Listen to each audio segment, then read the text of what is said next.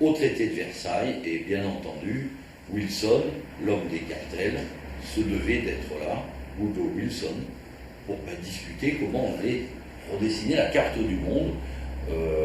Une carte assez curieuse, si tout le monde veut bien regarder ce qu'est le golfe Persique. Les frontières sont curieuses, les pays existants historiquement sont discutables. Le Koweït, bon, historiquement, je ne sais pas si ça a déjà existé, mais enfin, ça existe. Hein. On a beaucoup de pétrole, c'est pratique. Donc on dessine ça, et puis on signe des contrats.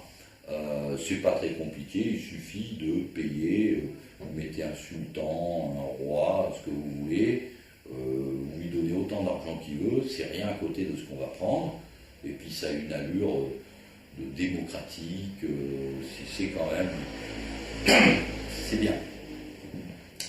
Donc on a fini cette Première Guerre mondiale. Comment on sort à la fin de la Première Guerre mondiale? On sort, les Allemands, bon, pas bien, traité de Versailles, donc avec une dette de guerre, toutes leurs ambitions sur le pétrole réduites à néant. Les Français ramassent quelques miettes comme d'habitude. Bon, on avait quand même un certain nombre de millions de morts, il fallait donner un pourboire, ces braves Français. Et puis les Anglais et les Américains se partagent le pétrole, parce que c'est pas compliqué à cette époque-là, le pétrole du Venezuela n'existait pas, l'offshore n'existait pas, et puis de toute façon il y en avait tellement en Arabie Saoudite, au Koweït, au Bahreïn, tout ça, que c'était pas la peine d'aller en chercher ailleurs. L'Indonésie commençait à devenir même à la limite inintéressante, vu le trajet qu'il fallait faire. Le plus pratique, et de par sa qualité, c'était le pétrole de l'Empire ottoman. L'Empire ottoman a disparu, ils ont perdu la guerre, ils l'ont faite, ils ne savent même pas pourquoi ni comment. Et donc on s'est partagé le pétrole.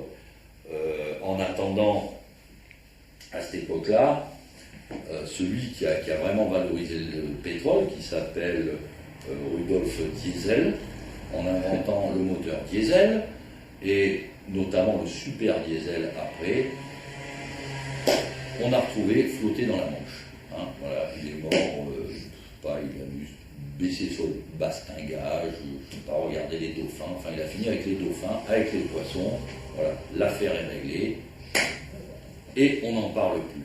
Donc, tout va très bien, et on va s'attaquer maintenant, les Allemands qui vont payer, on va leur mettre un dommage de guerre qu'ils ne peuvent pas payer, c'est impossible, tout le monde savait très bien, dès le traité de Versailles, et c'est pour ça que déjà en 1920, Monseigneur de Lassus pouvait écrire un livre qui s'appelait Les causes de la Seconde Guerre mondiale. Voilà, c'était clair et net. 4 ans après, on savait déjà qu'on préparait. Bon, nos politiques, tout ça, pourront dire, nous, oh là là, on a été étonnés, la drôle de guerre, ça, non, il y en a, ces prophètes, 20 ans avant, ils le savaient, c'était... Et puis ça arrangeait toujours quelques-uns, parce que, en fait, il y avait des petites fortunes qui s'installaient aux États-Unis, et puis un pays qui a été détruit comme l'Allemagne, il y a un bon business à faire.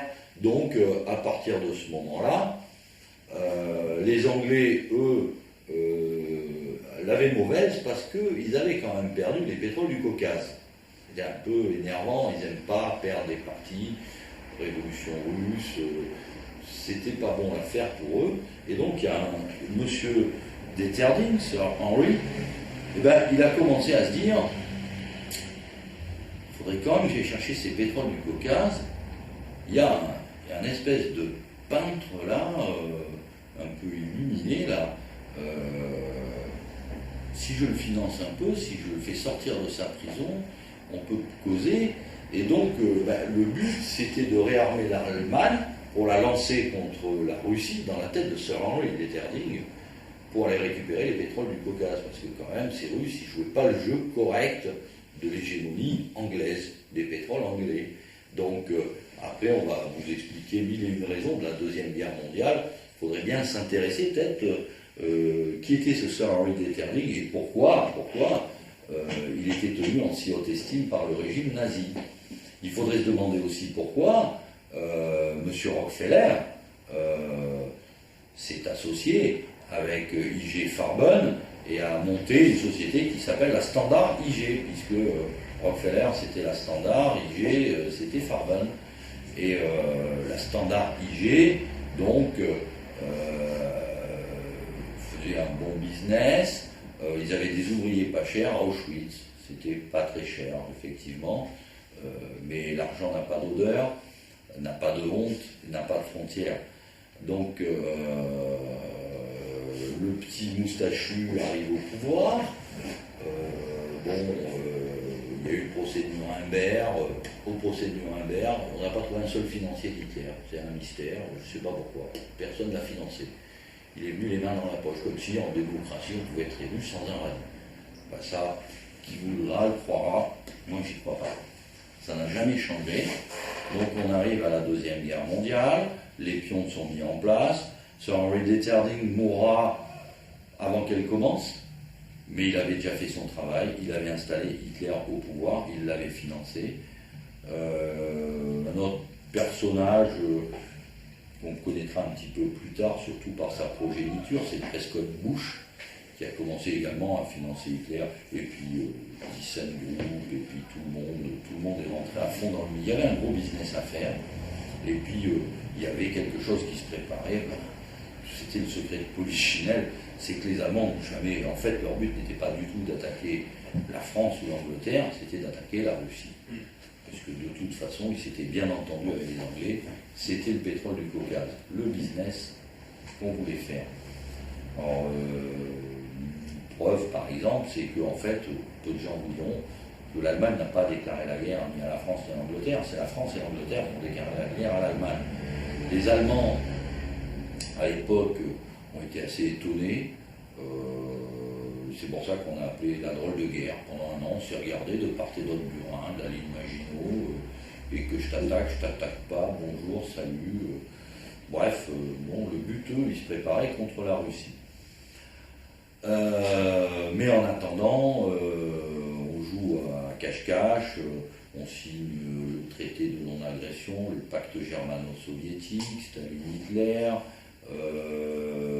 Winston Churchill, personnage assez curieux.